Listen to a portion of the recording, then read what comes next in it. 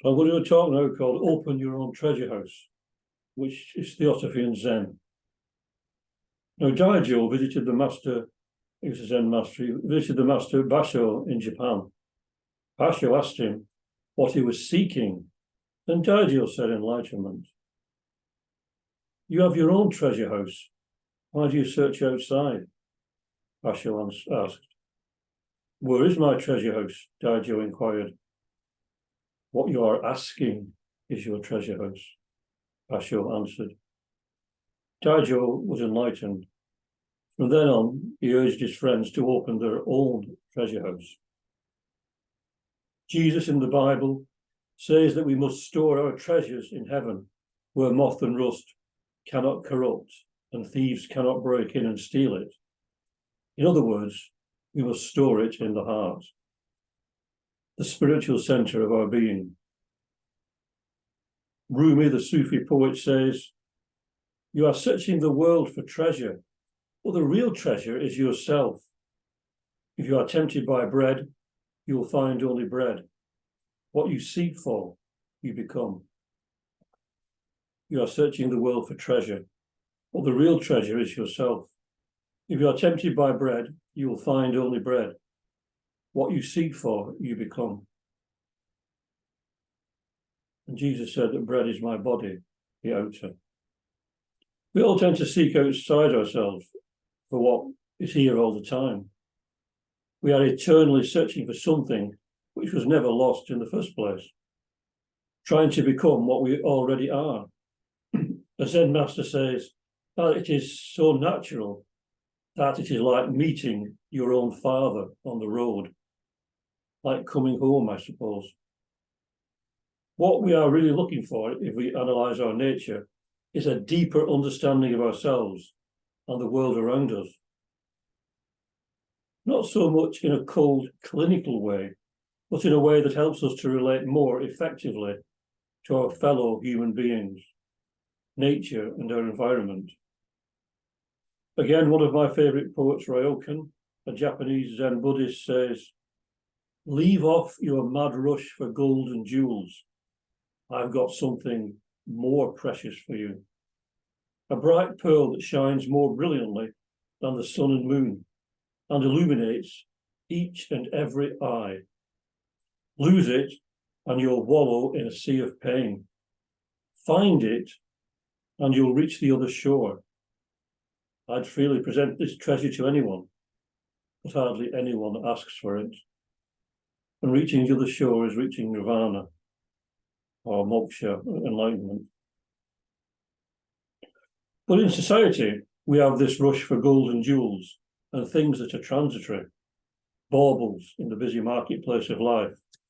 We hardly find time to find what is really precious and what really matters to us all. And that vast treasure is completely free and the birthright of every human being. H.P. Blavatsky recognized this and emphasized it in so many of her writings, as in this from What Are the Theosophists? Talking about the Theosophical Society, she says, the society cares but little about the outward human management of the material world. The whole of its aspirations are directed towards the occult truths of the visible and invisible worlds. Whether the physical man be under the rule of an empire or a republic concerns only the man of matter. His body may be enslaved. As to his soul, he has the right to give to his rulers the proud answer of Socrates to his judges. They have no sway over the inner man or woman. And in another article, Our Three Objects, she adds, though but a minority of our members are mystically inclined, yet in point of fact, the key to all our successes, as above enumerated, is in our recognition of the fact of the higher self, colourless, cosmopolitan, unsectarian, sexless, unworldly, altruistic, and the doing of our work on that basis. Only soul solidarity can do that. Jesus said to his disciples that all he asked of them was that they loved others as he had loved them. no matter how much information we gather, no matter how much we learn regarding brain-mind ideas, if we don't love one another, what is it all worth? Confucius said that if we do not have fellow feeling, we are no more than mannequins. It is, as Ryokin said, the bright pearl that shines in every eye. The bright pearl that shines in every eye. And we need to find it not just in our own eyes, but in the eyes of others. Because if we don't, we'll wallow in a sea of pain, as he again says. Why? Because we will then judge others based on brain-mind ideas that we have absorbed from the media, from education and others around us, whose concepts are based upon ignorance of their own true nature. The purpose of the Theosophical Society and its teachings is to make us aware of this true nature in the most cosmopolitan way possible at this stage of our general evolution.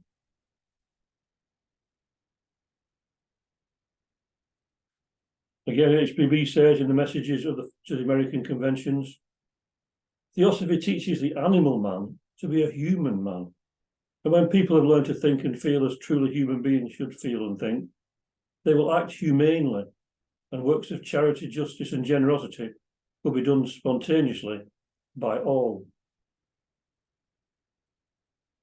The secret doctrine says that we must realize the truth by self-induced and self-devised methods and efforts, and also says that no external being can give us the truth, but we must find it within our very own hearts. Intuition is the way to go in this department. We need to get rid of the self-centered limitations that shut out the natural light of our intuition. So Theosophy is the most precious thing that can be given to man and woman, of course. Its beauty and its depth are inspiring, and it has all the ingredients to produce the elixir of life that will save us all. But it has little to do with written teachings. The masters tell us that until we reach a certain level of being, if all their teachings are incommunicable. It is easy to quickly read over that statement or to dismiss it from the mind. It needs to be meditated on and absorbed. We have to come face to face with it and accept its challenge. But most, if not all, of their teachings are incommunicable by normal means. That's what I'm trying to say. We have to use the intuition to go deeper than the mind.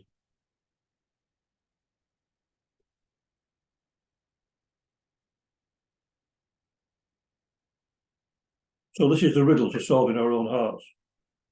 The whole of the teachings of Theosophy is based upon the fact of realizing one's true nature and living under the aegis or the guidance of this true nature. That's the whole of it.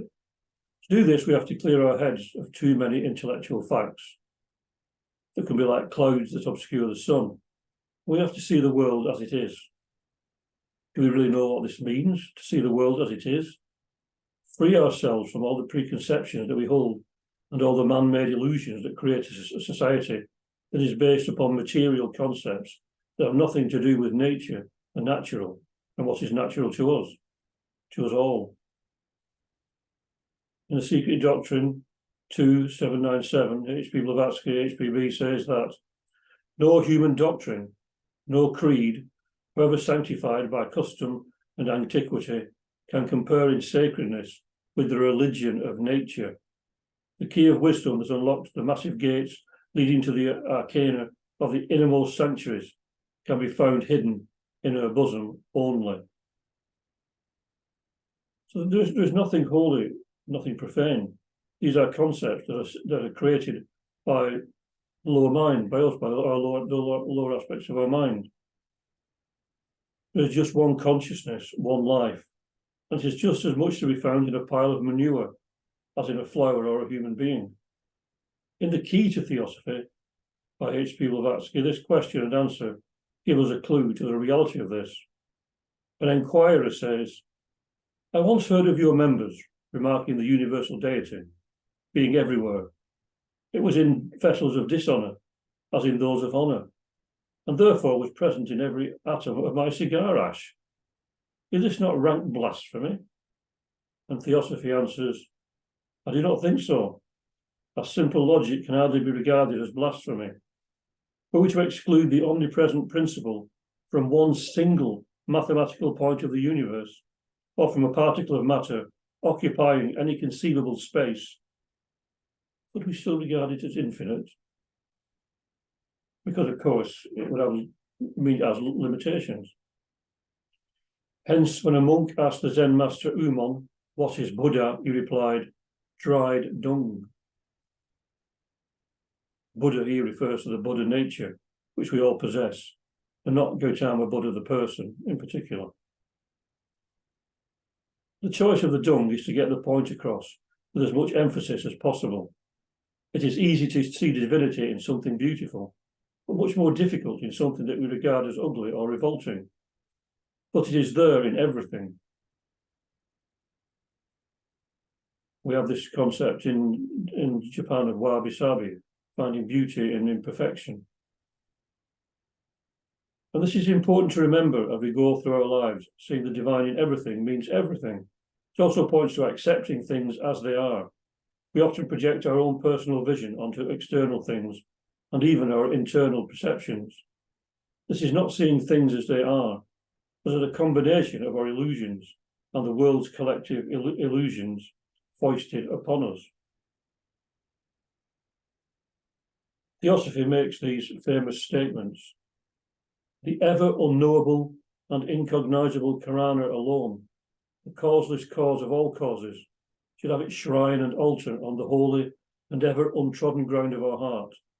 Invisible, intangible, unmentioned, save through the still small voice of our spiritual consciousness. Those who worship before it ought to do so in the sanctified solitude of their souls, making their spirit the sole mediator between them and the universal spirit, their good actions the only priests, and their sinful intentions the only visible and objective sacrificial victims to the presence. Of course, those few sentences can be the subject for meditation, much meditation.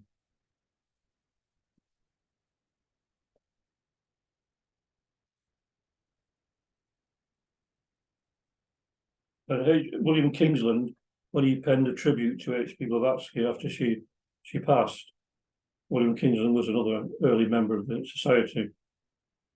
He says, HPB often pointed out to us men and women who were true theosophists, though they stood outside the theosophical movement. Already in the world of theosophists has come to mean someone who believes in reincarnation and karma, or some other distinctive doctrine. But the term was never so limited in its application by the great founder of the Theosophical Society. She taught these doctrines in order that men and women, of course, might dissociate themselves from all forms of doctrine and reach a liar's self, which is the world's soul. There is no older doctrine than this of divine compassion, of universal brotherhood. It is the essence of all the teachings of all the Buddhas and Christs the world has ever known. It is above all doctrines, all creeds, all formulas. It is the essence of all religion.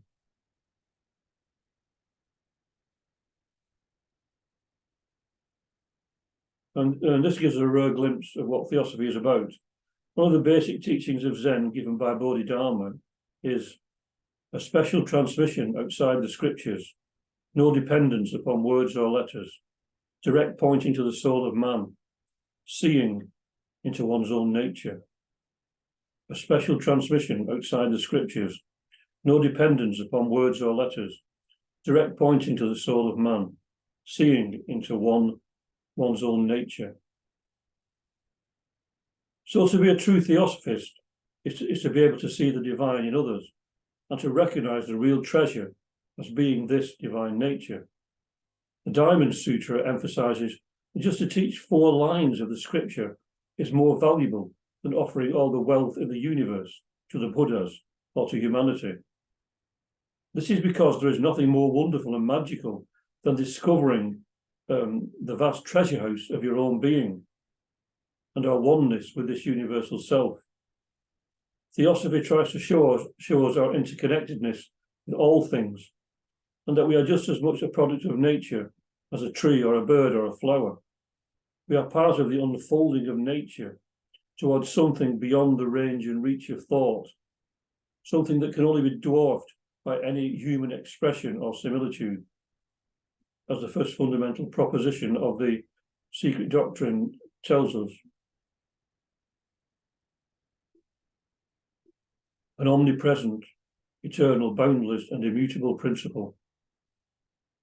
But it is okay reading words. In time, we have to experience this, because only experience can truly show us the reality of something. Try explaining to someone the taste of a strawberry. They won't really know until they put the strawberry into their mouth. It's also worth remembering, as above, so below. The world wallows in a sea of pain because we don't feel this oneness. We don't experience the beauty and dignity of true humanity. We don't have the idea of progress of the spiritual pilgrim through all the planes and states of being towards something beautiful beyond words. We don't tenderize and lighten our being. We don't cultivate the diamond heart, refining it so that it allows more and more of the light, of the spiritual light, to shine through and out into a world sorely needing some illumination. Take heart, said Pythagoras, for the race of man is divine. This divinity, as Ryokin says, is in every eye. To see it, we don't need to pay hundreds of pounds to go to seminars or to travel to India. Lao Tzu says in the Tao Te Ching that the further you travel, the less you know, and that we can see the truth sitting in our own living room, because it's an inner process. As Krishna says in the Jnaneshvari, when this path is beheld, whether one sets out to the bloom of the east or to the chambers of the west, without moving, O holder of the bow, is the travelling on this road. In this path, to whatever place one would go, that place one's own self becomes. Thou art the path, is said to the adept guru, and by the latter to the disciple after initiation. I am the way and the path, says another.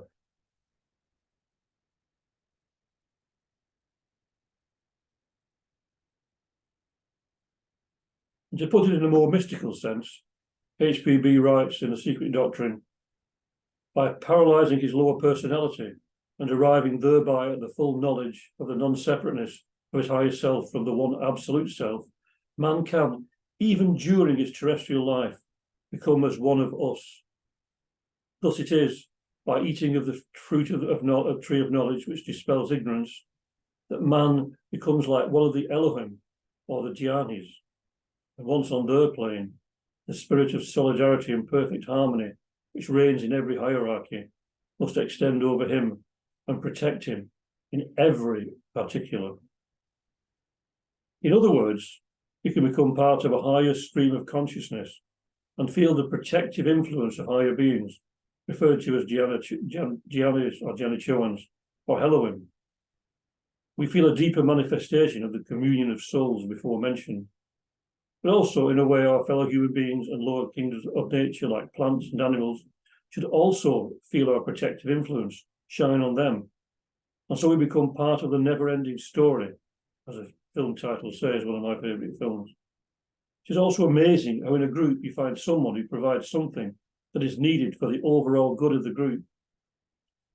As in theosophical lodges, you may get someone who can provide the more technical side of theosophy, and another member who provides the more mystical, whilst another is very practical, all equally needed in the group, and adding an ingredient to the general recipe needed to feed the souls of those who may come into that group, including the public who come to lectures, etc. And of course, the influence radiates outwards to the community and also outwards into the world in general. This, of course, is true of other spiritual groups as well, not just the theosophical, anyone who's on a genuine spiritual quest.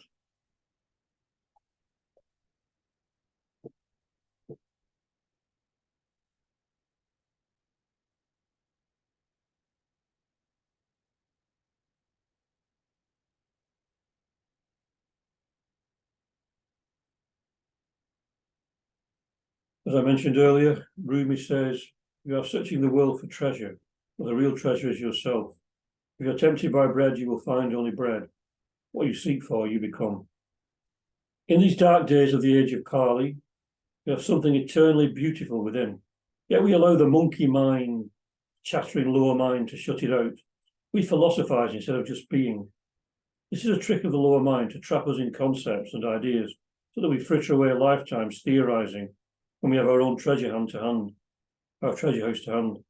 But we have found a false centrality in a looking glass world, and we have lost touch with nature and all that is natural. We are more prisoners than we think. We pride ourselves in getting out on in the world, oblivious of the fact that the more we get on in this world, the further we are from the truth. We tell ourselves that it is important to keep our feet on the ground and then completely ignore the soul. We become engrossed in physical, mental, and psychic matters, all of which kill out the true spiritual feelings. And don't get me wrong, I'm not denigrating study and the intellect because it's needed, but we have to understand that eventually it will be transcended. But without another sense saying is that we have to transcend the intellect, but we first have to have an intellect to transcend. So it's like, I use this quite a lot in my talks about the raft. You need a raft to cross a river. Without the raft, you would never get across the river. But once you get across the river, you have to abandon the raft. So the raft is like the intellect. Without the intellect, you wouldn't get to a certain stage. But when you get to that stage, you have to learn to get rid of it, like Prospero cast his book into the water at the end of the tempest and his staff, because he realised he'd gone beyond the need for that. But it's a state we have to reach.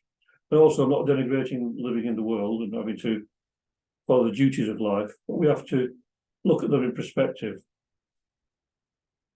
So that is why I urge all of us to open our own treasure house now. We are prevented only by our doubts, and the path that leadeth on is lighted by one fire, the light of daring burning in the heart, as a voice of the silence translated by H.P. Blavatsky tells us.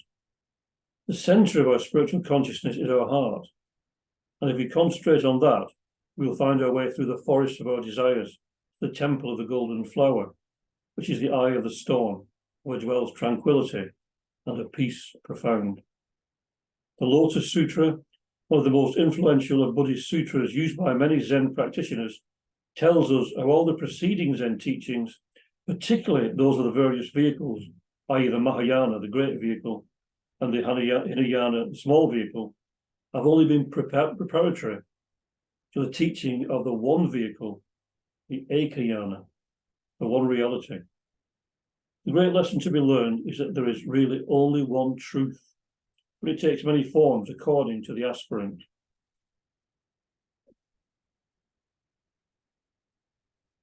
So through the ages, there have been many countless references to this treasure house we have in our very own being. I included a few this afternoon, but I also came across many others in poems and articles, spiritual writings, etc.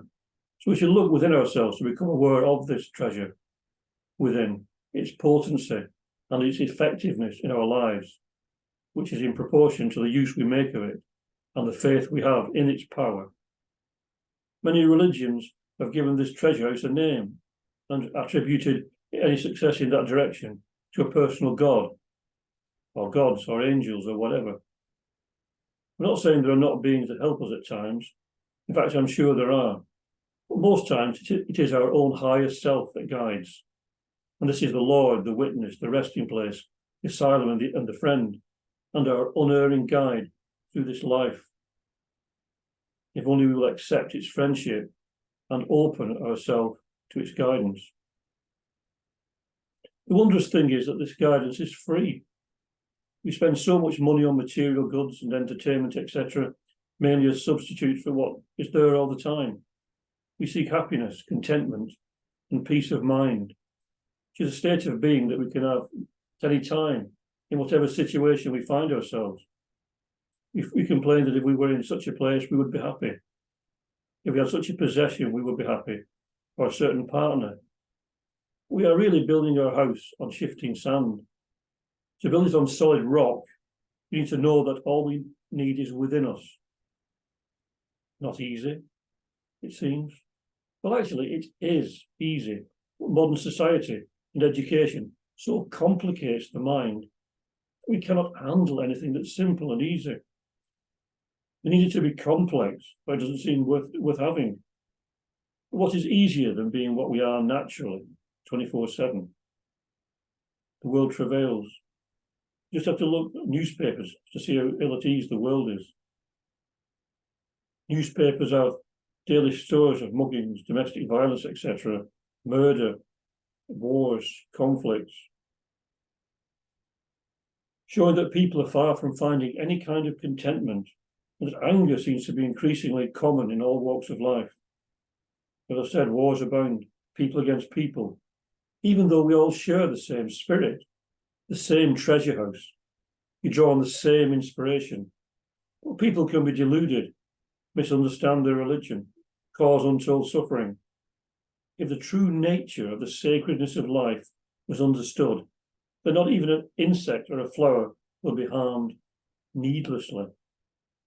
But the degradation of the beauty of life by materialistic science and dogmatic religion has led to a contempt for that very life.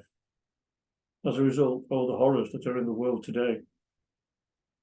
Theosophy encourages a universal brotherhood of humanity, regardless of race, creed, sex, caste, or colour, based upon this spiritual oneness of all things. And so it's not just a case of opening our own treasure house, but recognising the precious nature of our fellow human beings and fellow creatures upon this shining globe that we call Earth, and realising the good, the true, and the beautiful in all things. Love is the key that unlocks this door, that takes us into the treasure house. And let us, for pity's sake, find that key and help towards ending the sufferings that beset us all. So all of you, try to open your own treasure house and realise that the race of man is divine.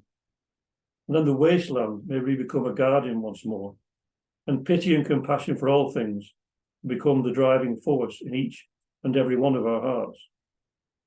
Then a golden age will be surely amongst us again.